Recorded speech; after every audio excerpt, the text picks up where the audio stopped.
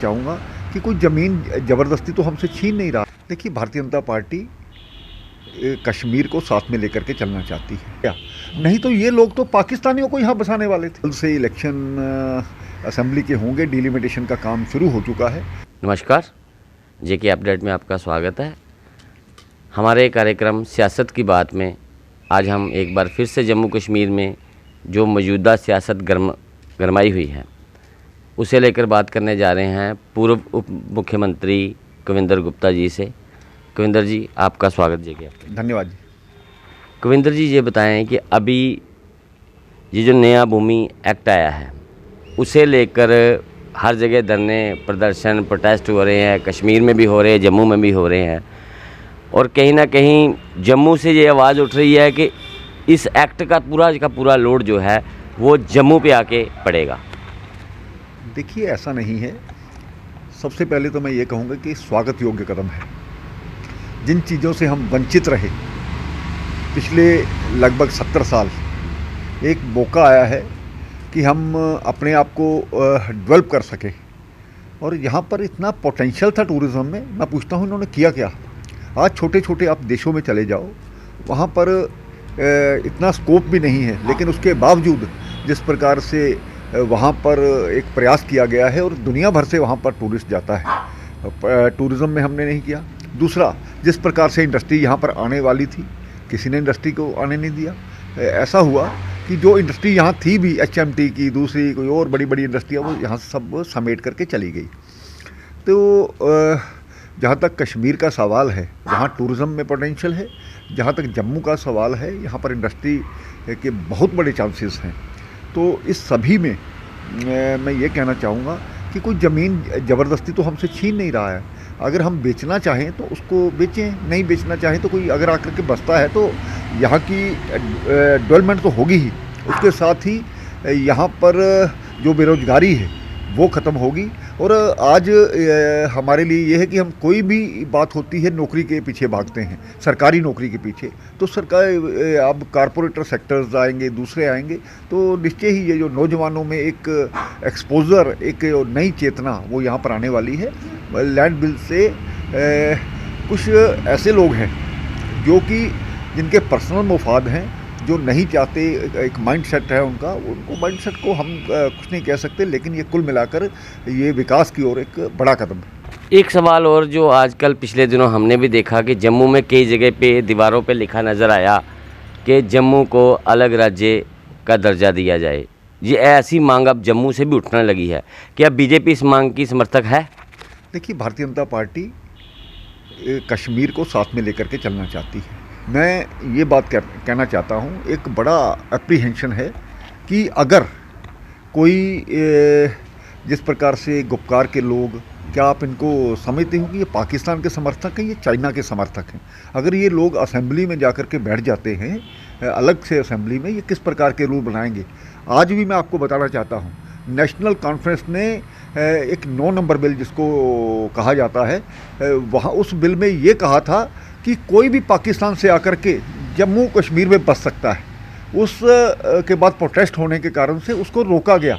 नहीं तो ये लोग तो पाकिस्तानियों को यहाँ बसाने वाले थे।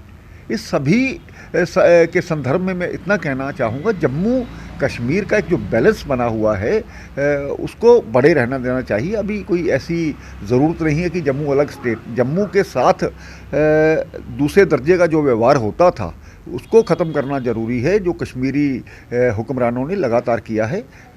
बाकी हम साथ में मिलकर के चलेंगे तो यहाँ से एक दूसरे के हम पूरक बनेंगे। लगातार धारा 370 हटने के बाद जम्मू कश्मीर में हालात इतने स्टेबल नज़र नहीं आए, उसकी वजह क्या रही?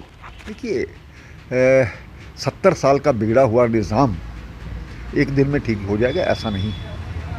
जम्मू कश्मीर में विकास की ओर बहुत से जो हमारे हाइड्रो इलेक्ट्रिक प्रोजेक्ट्स हैं, हमारी टनल्स हैं, हमारी सड़कें हैं, जिसके कारण से ये सारे विकास रुके हुए थे। कश्मीर ने तो ऐसा किया, कश्मीरी हुक्मरानों ने, आपने देखा होगा कि लेह में 70 साल में हम एक कॉलेज नहीं बना सके। ये कैसा ये विडंबना है।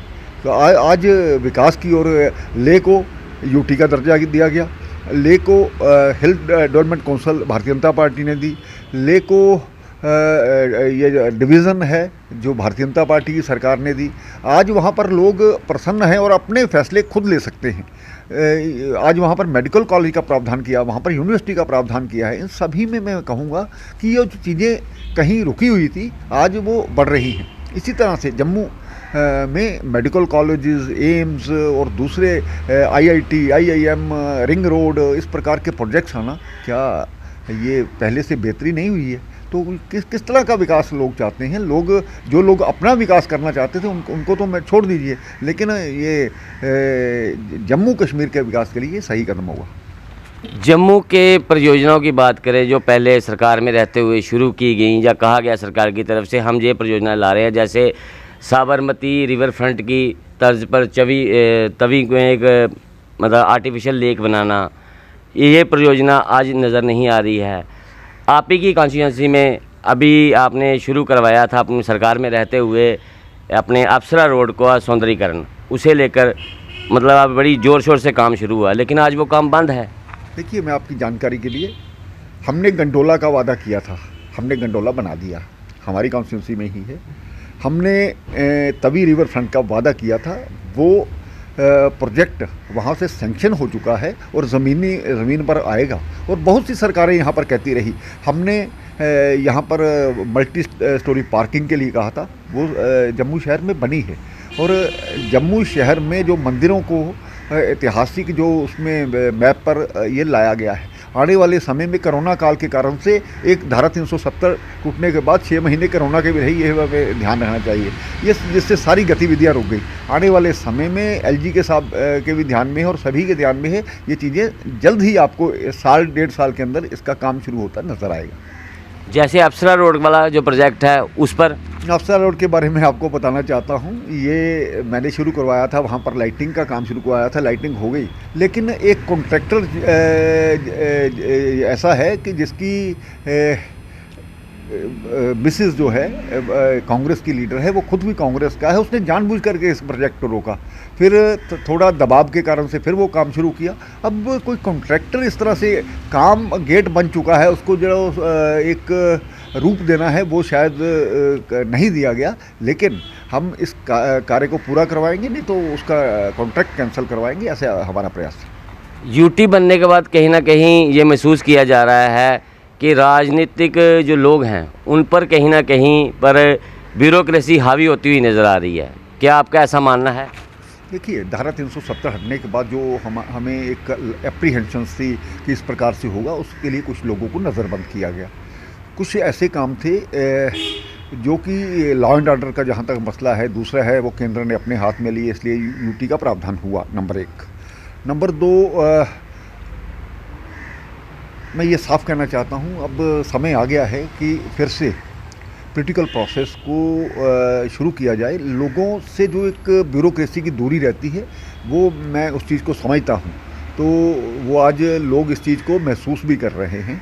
तो जल्द से इलेक्शन असेंबली के होंगे, डिलिमिटेशन का काम शुरू हो चुका है, तो ऐसा हमें विश्वास करना चाहिए। लोगों को फिर से एक पॉलिटिकल गवर्नमेंट बनेगी और लोगों का जो राब्ता अपने एक रीचेबल जो आदमी जो है, उनके डेवलपमेंट के लिए, दूसरी चीज़ों के लिए, उनसे बातचीत करने के लिए, उनके रोज़मर्रा की मुश्किलातों के लिए वो मिलेगा। इस दौरान हमने पंचायत लेवल पर तो ये सारा सिस्टम शुरू किया है, लेकिन जो शहरी या असेंबली का जो प्रावधान है वो जल्द ही पूरा किया जाएगा। जम्मू कश्मीर में जल्द चुनाव होंगे और जल्द ही लोगों को उनके द्वारा चुनी हुई सरकार मिलेगी, ये कहना है कविंदर गुप्ता जी का। मैं अश्विनी गुप्ता अपने सहयोगी राकेश कोहली के साथ जेके अपडेट से। जेके अपडेट रहे हमारे साथ। अगर आप ये वीडियो YouTube पर देख रहे हैं तो हमारे YouTube चैनल को सब्सक्राइब करें और बेल आइकन को क्लिक करें। अगर आप ये वीडियो Facebook पर देख रहे हैं तो हमारा Facebook पेज लाइक जरूर करें। For advertisement please contact 7051091811।